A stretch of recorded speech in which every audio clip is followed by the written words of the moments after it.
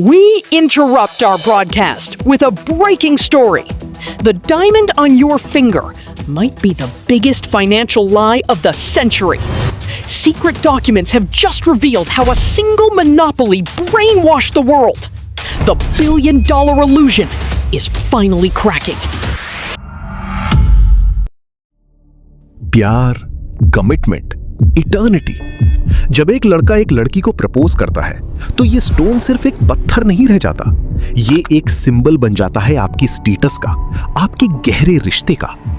और इसकी कीमत कम से कम आपकी 3 महीने की सैलरी। लेकिन क्या हो अगर मैं आपसे कहूं कि ये इटर्नल सिंबल ऑफ लव एक झूठ है, एक ऐसा मैनिपुलेशन, एक ऐसा फाइनेंशियल ट्रैप जिसे हिस्ट्री का सबसे बड़ा मार्केटिंग स्कैम कहा जा सकता है। Charity in South Africa's Kimberley Mountains. Men toil for hours, searching and sifting the soil, coaxing the earth to give up its secret. A secret which has driven some men to death and others to riches. No, there's no charity, only diamonds.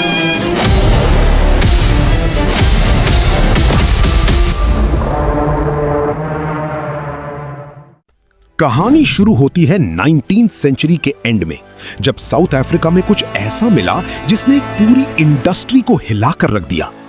Diamond mines. इतने सारे diamonds कि इनकी value कचरे के भाव गिरने वाली थी। Enter De Beers. Historically diamonds genuinely rare थे, सिर्फ किंग्स और क्वींस के पास होते थे। बट 1870s में ऑरेंज रिवर साउथ अफ्रीका में चरवाहों को डायमंड्स मिले और फिर शुरू हुई डायमंड रश।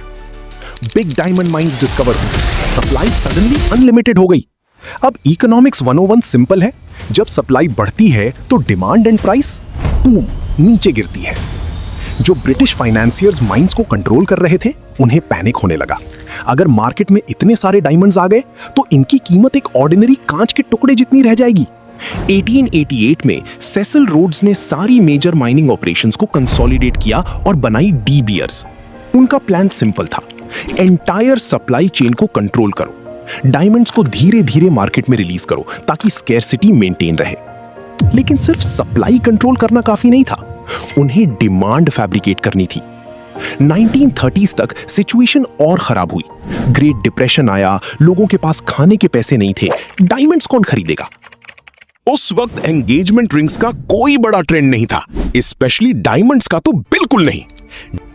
डी बियर्स को रियल डेंजर फील हुआ।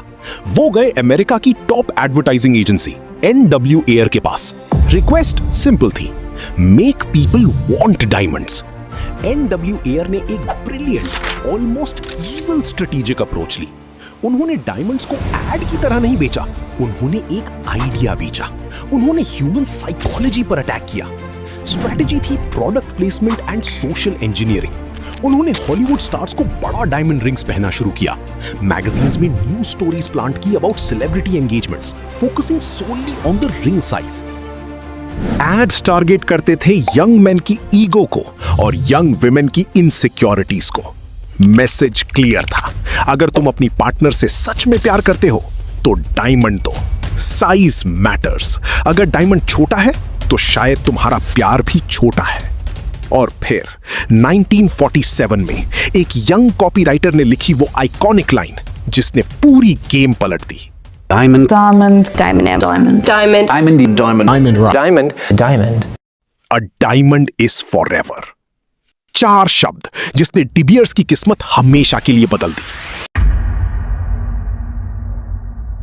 फॉरएवर। इस वर्ड ने साइकोलॉजिकल मास्टर स्ट्रोक खेला। अगर डायमंड फॉरएवर है तो तुम उसे बेचोगे नहीं, राइट? प्यार बेचा थोड़ी जाता है। ये इस पूरे स्कैम का सबसे ब्रिलियंट पार्ट था, रीसेल मार्केट को किल करना।